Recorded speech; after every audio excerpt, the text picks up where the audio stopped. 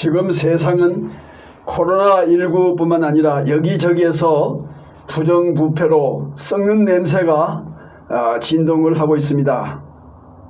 세계에서 가장 민주적 모범국가로 알려져 있는 미국이 지난 11월 대선 후에 드러나고 있는 그 혼돈과 무질서는 우리를 매우 실망시키고 있습니다.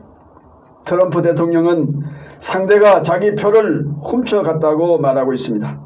중국과 러시아 그 밖에 해외의 많은 나라 좌파들이 미국의 선거에 부정한 영향력을 행사했다고 주장을 하고 있습니다.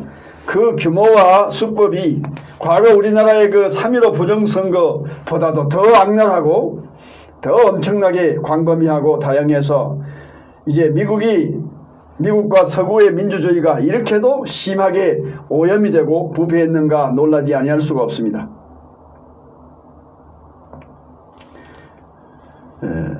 오늘 아침 1월 15일자입니다. 이화영 TV에 의하면 지난 1월 6일 시위대가 미 의회에 진입할 때에 미군 특수군이 낸시 펠로시 미 하원 의장의 사무실과 척 슈머 민주당 원내 총무의 사무실에서 노트북을 가져갔다고 합니다. 조사하기 위해서. 그 속에 엄청난 불법적인 희한한 그런 비밀들이 들어있었다고 합니다. 거기에는 바이든과 힐러리 클린턴의 범죄 내용도 역시 들어있었는데 많은 그 양의 음란물들이 함께 있었다고 합니다.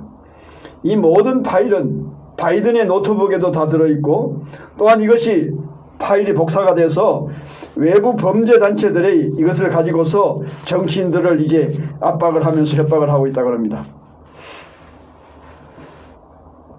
이것이 사실인지 아닌지는 또 1월 20일 전후해서 이 모든 것이 밝혀질 것이라고 말하고 있습니다. 이것은 우리나라에서도 주사파가 민주당 의회와 또 청와대를 장악하고 저들 마음대로 온갖 폐악질을 다 하면서 대한민국을 약화시키고 허물어뜨리는 데에 온 전력을 다하고 있는 그런 인상을 주고 있습니다.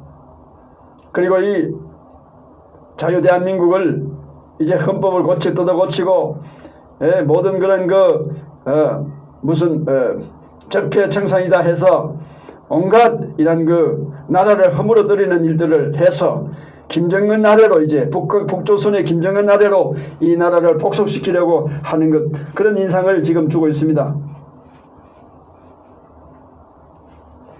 이번 서울시장과 부산시장 보궐선거가 지금 다가오고 있는데 그 민주당에서 전에 자기들이 법규를 만들기를 이런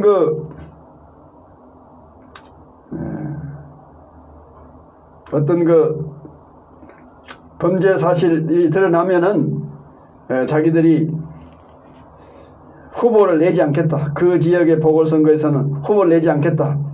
그렇게 당규를 만들어 놓고는 또 그 당규를 뜯어 고쳐서 이제 서울시장도 후보를 내고 부산시장도 후보를 내고 이렇게 하고 있습니다. 그러니까 법도 없어요. 이들에게는 법도 없고 양심도 없고 아무것도 없는 이런 사람들이 지금 세상을 휘젓고 있습니다. 미국에서 이거 FBI 기밀 문서가 해제된 그런 기밀 문서에 의하면은 낸시 펠로시의 아버지, 낸시 펠로시 하원 의장의 아버지는 마피아의 두목이었답니다. 그리고 국제 무슨 노동자 연맹 이런 데 대변인이었고 공산주의 활동을 하던 공산주의자였다. 그렇게 말합니다. 이렇게 생각해 볼 때에 지금 미국의 수많은 정치적 인사들과 영향력을 미치는 기업가들과 이런 지도자들이 중국에 투자를 많이 하고 있어요. 미국을 지금 중국에 끌고 가고 있는 것입니다. 미국의 좌파 세력이 미국을 중국에 복속시키려고 하고 있지 않나, 이런 의혹도 가지게 하는 것입니다. 펠로시 하원 의장의 남편인 폴 펠로시는 우한의 그 방역 관계에 대한 주식을 미리 사서 우한 사태, 이 코비드, 미국은 코로나를 코비드19라 그러는 코비드 19, 한국은 코로나19라 그러는데 이 코로나 사태가 발생되기 훨씬 이전에 중국의 그 방역에 관계되는 질병 방역에 관계되는 이런 주식을 중국 관련 주식을 엄청나게 많이 사서 폭리를 취했다. 많은 그 돈을 벌어들였다는 것입니다. 이런 것을 볼 때에 이 중국과 내통을 하고 있는 것이 사실입니다. 앤서니 파우치 미 질병관리청장은 그는 코로나19가 중국 우한에서 발생하기 전부터 미리 이 사실을 알고 있었고 또 중국의 우한 그 연구소에 6년간이나 자금을 지원했다 하는 이런 말이 있습니다. 또 미국의 빌 게이츠 같은 사람은 우한 연구소에서 코로나 바이러스가 나타날 것이라고 미리 그 예측하는 발언도 오래전에 한 바가 있습니다. 시드니 파웰은 워싱턴 DC의 이 더러운 늪에 물을 이런 그 아주 혼탁하고 더러운 오염된 이런 그 물을 빼내야 한다 하는 이런 스칸리 대표의 말을 인용을 하고 있습니다. 미국은 청교도 조상들이 유럽을 떠나서 신앙의 자유를 찾아서 신대륙 민주주의 나라를 세운 것인데 이것이 부패해서 오늘날 이렇게 맛이 가버린 민주주의 국가가 되어버렸습니다. 그래서 혼란을 거듭하고 이제 있는데 1월 20일에는 과연 어떤 일이 일어날는지 아무도 모르고 있습니다. 오직 하나님만이 아실 것입니다. 맛이 가버린 세상을 향하여 예수님은 말씀을 하고 계십니다. 너희는 세상의 소금이니 소금이 만일 그 맛을 잃으면 아무 쓸데없어 밖에 버려지고 사람들에게 밟힐 뿐이니라. 그렇게 말씀하셨습니다. 이것은 예수님께서 8가지 그 전에 마태복음 5장 3절에서부터 10절까지 8가지 그 팔복에 대해서 산상수훈이라 해서 이 말씀을 하신 후에 산상수훈의 총 결론으로서 이제 너희는 세상의 소금이다. 나가서 세상을 향하여 소금의 역할을 감당하라. 이렇게 말씀하신 것입니다. 소금의 가치와 용도는 첫째가 음식의 맛을 내는 데 있습니다. 소금을 과다 섭취하면 고혈압 등 건강에 해롭다고 의사들은 한결같이 저염 식사를 강조합니다. 그렇지만은 음식에 소금이 들어가지 아니하면 맛이 나지 아니하면 어느 누구나 부인할 수가 없습니다. 제가 병원에 한때 입원해 본 경험이 있는데 사실이 있는데 병원에서 주는 그 식사가 거의 소금기를 낮춘 저염 식사라서 참 맛이 없습니다. 뭐 어쩔 수 없어서 식사를 하지 정말 이제 병원에서 입원해서 주는 그 식사는 참 맛이 없는 것은 소금이 적게 들어가면은 이렇게 음식에 맛이 나지 않는구나 하는 것을 여실히 알 수 있는 것입니다. 예수 그리스도께서는 제자들을 이제 더 나아가서 모든 그리스도인들을 향해서 너희는 세상의 소금이다. 너희는 세상에서 소금 역할을 해야 한다. 말씀하신 것은 곧 소금이 이제 음식에 들어가서 맛을 내듯이 그리스도인들이 세상 사람들의 삶의 맛, 그 삶의 가치와 의미를 찾아줘야 한다는 말씀입니다. 이 삶의 가치와 의미는 다른 말로 바꾸면 행복입니다. 그 사람이 가는 곳마다 가정이 행복하고 그 사람이 가는 곳마다 직장이 행복하고 그 사람이 사는 곳마다 마을이 행복하고 국가가 행복한 사람, 그 사람은 소금과 같이 맛을 내는 사람입니다. 사람들 중에는 맛떨어지는 사람이 많습니다. 얼마 전에 유튜브에 재미있는 동영상이 하나 떠올라서 저도 그걸 동영상을 보고 한참 웃다가 또 친구들 친지들에게 보내줬더니 참 우습다고 아주 그냥 배꼽을 째고 재밌는 동영상 보내줬다고 말한 그런 동영상이 있습니다. 약 4살 내지 5살 정도 되는 여자애 하나가 두 손을 모으고 텔레비 앞에서 하나님 앞에 간절히 기도하는 장면이 거기에 나와 있습니다. 텔레비에는 지금 어떤 사람이 얼굴이 지금 나와 있는데 그 사람은 국민 대다수가 꼴보기도 싫어하는 그 사람, 북한에서조차도 삶은 소대가리라고 맞들어지는 사람으로 치부하는 그 사람의 얼굴이 그 텔레비에 지금 떠 있습니다. 그 어린아이가 하나님 이렇게 기도합니다. 하나님, 제발 이 사람 TV에 얼굴 나오지 말게 해주세요. 이 사람이 TV에 나타나기만 하면은 우리 아빠가 술 마시고 소리 질러대니 무서워 죽겠어요 라고 두 손을 간절히 모으고 기도하는 그 영상이 떠올랐습니다. 소금이 음식에 들어가서 음식 맛을 내듯이 그리스도인은 세상 어디든지 가는 곳마다 살 맛이 나는 가정, 일할 맛이 나는 직장, 함께할 맛이 나는 마을과 국가 사회를 이루어 나가면서 역사가 의미를 가지게 만들어주는 사람입니다.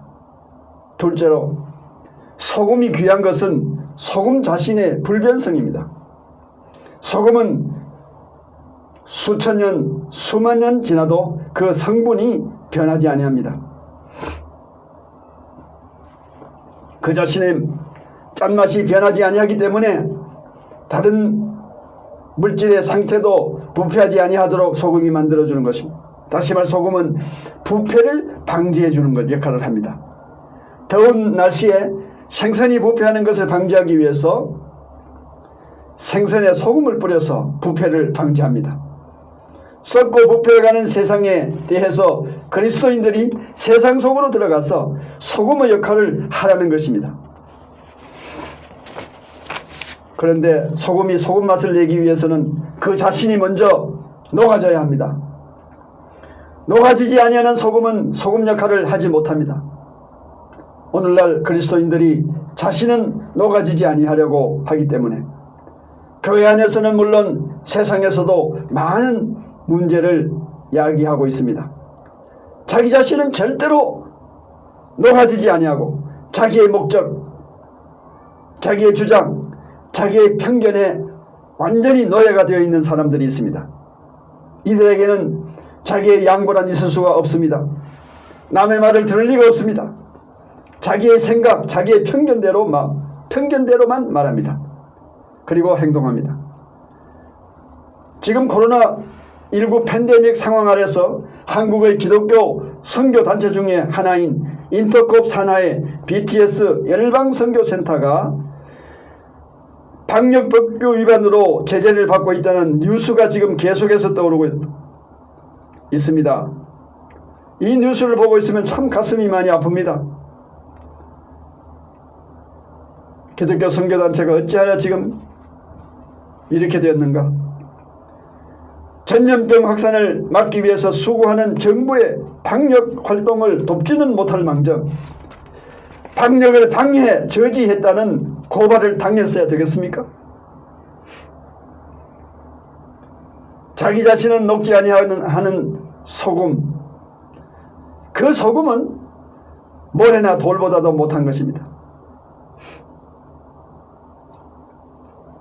세상에 대한 소금이 올바른 소금 노릇을 하기 위해서는 상향적, 내향적, 외향적 세 가지 관계를 잘 유지해야만 합니다. 상향적 하나님과의 올바른 관계 유지를 위해서는 말씀과 기도와 회개에 합당한 열매를 맺어야 하는 것입니다. 이렇게 올바른 관계 유지로 소금이 소금 되는 것, becoming, 소금이 소금 되는 것. 둘째로는 나 자신과의 관계, 곧 내향적인 관계입니다. 이것은 소금이 다시 스스로 녹아지는 것, 멜팅입니다. 첫째는 소금이 소금 되는 것, becoming. 두 번째는 melting. 나 스스로 녹아지고 희생과 헌신의 정신으로 나 자신의 모습을 나타내 보이지 아니하고 많은 사람들에게 아름다운 영향력을 주는 것입니다. 나 자신의 뜻, 고집, 생각, 목적, 수단, 명예, 지식, 지위 모두를 주님을 위해서 내려놓는 것입니다. 소금이 녹아지는 것처럼 다 포기하는 것입니다. 이때 소금이 소금 맛을 내는 것입니다. 셋째로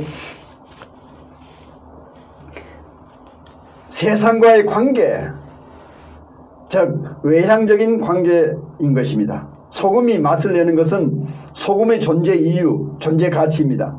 소금이 소금 맛을 내기 위해서는 반드시 세상을 만나야 한다는 것입니다. 습기가 있는 세상, 부패할 수밖에 없는 세상을 만나지 아니하고는 소금이 녹아질 수가 없습니다.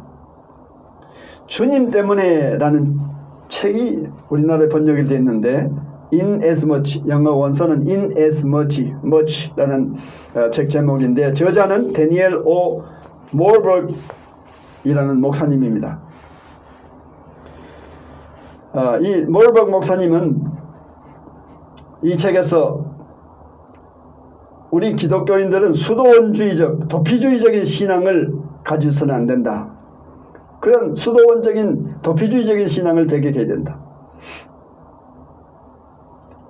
저는 이 수도원의 그 의의와 역사적인 그 가치를 저는 폄훼하는 것은 아닙니다. 그러나 우리 기독교인들이 조용한 그 수도원적인 곳에 도피적으로 그곳에 박혀서 주님과의 관계만 깊은 기도에만 빠져 있어서는 안 된다는 것입니다. 이 몰버그 목사님은 네 가지를 이제 이 수도원적 도피주의적 신앙을 비판을 했는데 이 복음주의적인 편견 때문에 이제 수도원주의적 도피주의적인 우리는 복음주의에서부터 이제 빠져나와야 된다는 것입니다. 복음주의를 잘못 생각해서 편견을 가지고 복음주의는 마치 그 찬송가에서 저 높은 곳을 향하여 날마다 나아갑니다. 내 뜻과 정성 다하여 날마다 기도합니다. 그 2절에 가서 이제 옛날에는 이 가사가 이렇게 되어 있었습니다. 괴로움과 죄만 있는 곳 나의 여기 살리까 빛나고 높은 저곳을 향하여 나아갑니다. 내 괴로움과 죄만 있는 곳에 내 이 세상에 내가 어찌 여기 살겠는가? 우리 주님만 생각하면서 깊은 산골에 들어가서 조용한 산골에 들어가서 이제 기도에 전념하면서 세상을 잊어버리고 세상을 등지고 살아가는 것, 그것이 마치 복음주의적인 그 신앙의 가장 본질적인 것으로 잘못 생각하고 편견을 가지고 있기 때문에 이 잘못된 것이다. 그렇게 말. 두 번째로는 이 비관적인 종말적 세계관. 이 복음주의자들이 세계관 가운데서 이 세계는 세계 역사는 비관주의적으로 이제 진행돼 가고 있다. 낙관주의 반대인데요. 19세기 낙관주의적인 세계관도 있었습니다만 복음주의. 그러나 이것이 결국은 이제 이 세상 정말 마지막 때 가서는 믿는 자를 보겠느냐 하듯이 이제 세상의 종말이 마치 신앙이 쇠퇴하고 종말의 마지막 때에 갈수록 이제 믿는 자의 신앙이 식어지고 아주 비관적으로 역사가 종말을 향해서 이제 진행되어 가고 있다고 잘못 생각하고 있는 이 비관적인 종말 세계관은 역시 그 복음주의 세계관, 잘못된 복음주의 세계관을 잘못 이제 이해하고 있는 것이다 하는 것입니다. 세 번째 가서는 영혼 구원만 강조하는 것, 이것은 반쪽인 복음이다. 영혼 구원뿐만 아니라 이 세상 현실에 있어서도 우리는 현실을 참여하고 현실에 개혁해서 현실을 바꿔나가는 것, 이 세상의 낙원을 만들어 나가는 것, 이것이 주님의 뜻이다. 하나님의 뜻이 하늘에서만 이루어지는 것이 아니라 이 땅에서도 이루어지다라고 주기도문에서 기도하듯이 이 땅에서도 역시 영혼이 구원받는 것뿐만 아니라 이 땅에서의 삶에 있어서도, 현재에 있어서도, 현실에 있어서도, 육신의 삶에 있어서도 역시 구원을 강조를 해야 된다. 승리해 나가고 현재의 현실의 삶에 있어서도 포기해서는 안 된다 하는 것입니다. 네 번째 가서는 세상을 외면하고 이제 경제, 경영, 정치적 참여를 하지 말라고 하는 것은 이것은 잘못 가르치는 것이다.